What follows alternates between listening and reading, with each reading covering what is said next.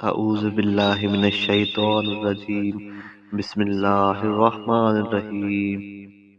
اور اللہ کے لیے حج اور عمرہ پورا کرو، بس اگر تم اسے پورا کرنے سے روکے جاؤ تو جو قربانی میسر ہو وہ کر دو، اور اپنے سر مت منڈاؤ یہاں تک کہ قربانی اپنی جگہ پر پہنچے۔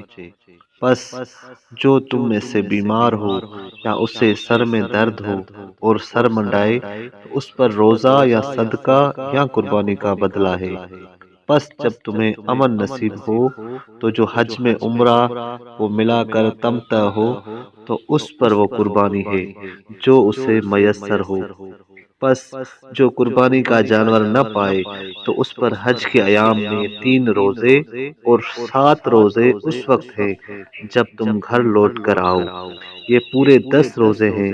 یہ قربانی یا روزے اس شخص کے لیے ہیں جس کے گھر والے بیت اللہ میں موجود ہیں، یعنی مکے والوں میں سے ہوں۔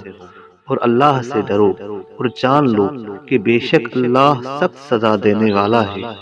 حج مقرر کردہ چند ماہ ہے، بس جو اس میں خود پر حج کو فرض کرے تو پھر اس حج میں بیویوں کے ساتھ جمع کرنا اور گالی دینا اور گناہ کرنا اور جھگڑا جائز نہیں ہے، اور تم جو بھی نیکی کرتے ہو اسے اللہ جانتا ہے۔ اور سامان سفر ساتھ لے لو، بے شک سب سے بہترین سامان سفر پرہیزگاری ہے۔ اور اے عقل مندو، مجھی سے ڈرو۔ اور تم پر گناہ نہیں کہ ایام حج میں اپنے رب کا فضل یعنی تجارت کے ذریعے روزی تلاش کرو۔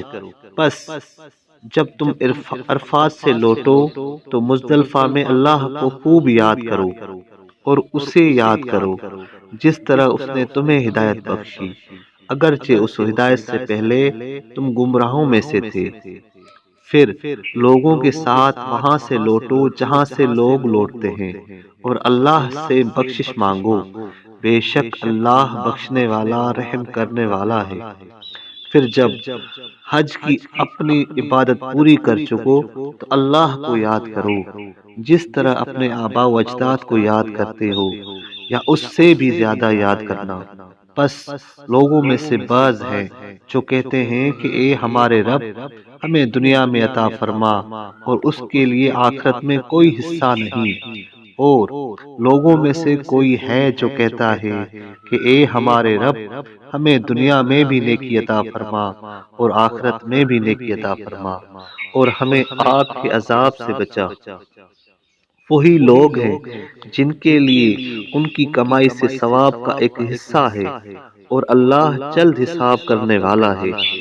اور اللہ کو گنے ہوئے یعنی تشریق کے دنوں میں یاد کرو۔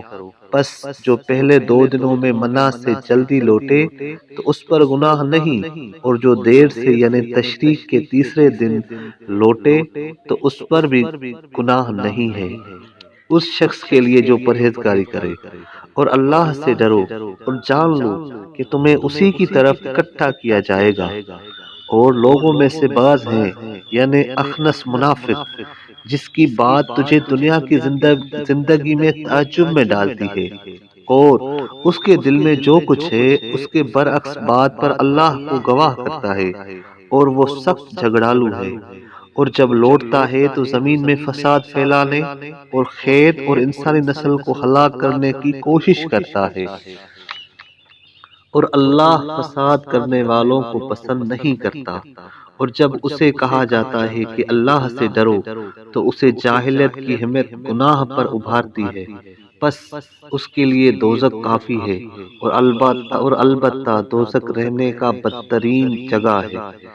اور لوگوں میں سے کوئی دلیر یعنی صہیب رومی ایسا بھی ہے جو اپنے نفس کو اللہ کی رضامندی طلب کرتے ہوئے بیچتا ہے، اور اللہ بندوں پر مہربان ہے۔